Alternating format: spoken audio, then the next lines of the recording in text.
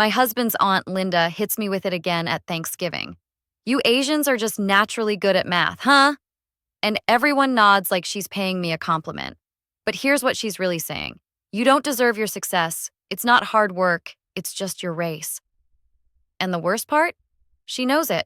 She sees me grinding 80-hour weeks, but calling me a natural erases all that. Because if I'm just born smart, then her nephew has a plausible excuse for underachieving. I have been dealing with her long enough to know it's not ignorance, it's a strategy. Here's my perspective as a therapist. Daniela's reaction might look extreme to an outsider, but it's not coming out of nowhere. It's coming from years of the same subtle cuts. Early in her marriage, Daniela told herself Aunt Linda's comments were innocent, maybe just thoughtless. But time has revealed the truth. These remarks are intentional. Each so-called compliment chips away at Daniela's worth. Aunt Linda masks it as admiration, but really, it's a strategy. Diminish Daniela's effort, paint her success as a product of luck or privilege, and keep Daniela in the role of the eternally grateful immigrant and outsider. Aunt Linda isn't clueless. She's clever. By suggesting Daniela's success is about race rather than talent and hard work, she excuses her nephew's failures.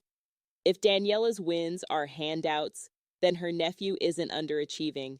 The playing field is just unfair. It's rationalization dressed up as flattery, sabotage wearing a smile. Why won't she stop? Because she gets to keep her power. She keeps Daniela small and grateful, while her own nephew stays protected from accountability. Daniela and Brad know these visits can poison their marriage if they let that poison seep in. That's why Daniela naming Aunt Linda's real intention is crucial. It keeps that toxicity where it belongs, outside their relationship. So how does Daniela confront it? Simple. Force Aunt Linda to say the quiet part out loud. Aunt Linda, when you say that, it sounds like you're erasing how hard I worked for this. Why is that? Let me give a few alternatives Daniela could use to make her point. 1. The clarifier. Aunt Linda, can you help me understand why you brought that up? It sounds like you're saying my success isn't really mine. 2. The mirror. When you say things like that, it feels like you're taking my hard work off the table. Is that what you mean to do? 3. The gentle cut. It almost sounds like you're saying I should be grateful instead of proud. Did I hear that right? 4. The pinpoint. I notice you mention this often. What does it do for you when you say that? 5.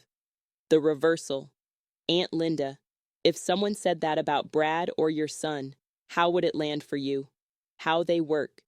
Each of these lines forces Aunt Linda to confront the real message under her words without Daniela getting pulled into a fight. They freeze the dynamic, flip the power back, and leave Aunt Linda with only two choices: backtrack or reveal the truth.